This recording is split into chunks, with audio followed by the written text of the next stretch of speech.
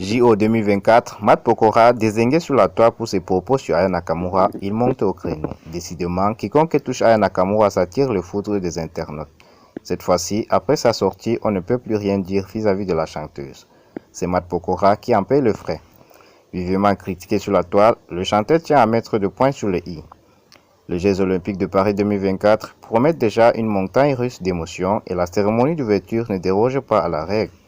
Pour la petite histoire, tout a commencé quand Emmanuel Macron a suggéré à Aya Nakamura, la chanteuse francophone la plus écoutée dans le monde, pour chanter du Eddy et Piaf, déclenchant une bataille verbale entre le Français. Entre ceux qui saluent ses choix et ceux qui doutent de sa capacité à honorer l'interprète de La Vie en Rose, les débats ont fait rage avec une pincée de commentaires racistes. Pas étonnant que chaque artiste populaire soit bombardé de questions sur le sujet.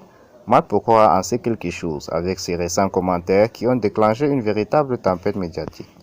Lors d'une interview avec BFM TV, Matt Pokora n'avait pas mâché ses mots. Il aurait aimé être approché pour ces shows historiques. J'aurais aimé le faire, on ne me l'a pas proposé.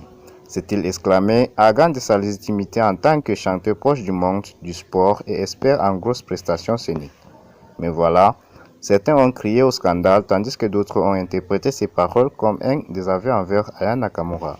Résultat, le fan de la chanteuse, telle une arme évangeliste, s'en donne à cœur joie avec le message négatif à l'encontre de celui qui considère Claude François comme son idole.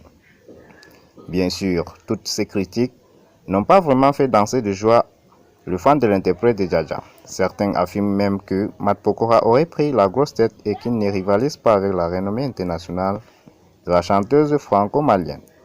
Le compagnon de Christina Milian a tenté de calmer le jeu à plusieurs reprises, mais visiblement il n'a pas dit son dernier mot. Et il a choisi de s'exprimer cette fois sur X.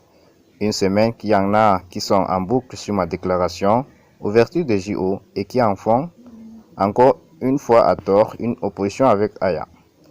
Alors que si vous aviez fait l'effort de regarder l'interview en question, je commence par dire qu'elle est légitime, qu'elle y a sa place, que c'est bien pour elle.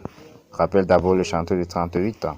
Par la suite, Matt Pokora met le point sur le i. Il faut dire que la question sur sa participation à la cérémonie d'ouverture n'était qu'un petit morceau de l'interview. Et il le jure sur ses plus belles chorégraphies. Pas de jalousie envers Aya Nakamura, même s'il aurait bien aimé être dans le parade des JO 2024. En fait, il est même fan de ses chansons. Il ne remet personne en question. J'ai dit que j'aurais aimé être de la partie, que ce genre de show, je sais où peut faire. Arrêtez de constamment en faire des oppositions, s'il vous plaît. Aya, on l'écoute à la maison, je n'ai rien contre elle et sa réussite, a conclu le chanteur.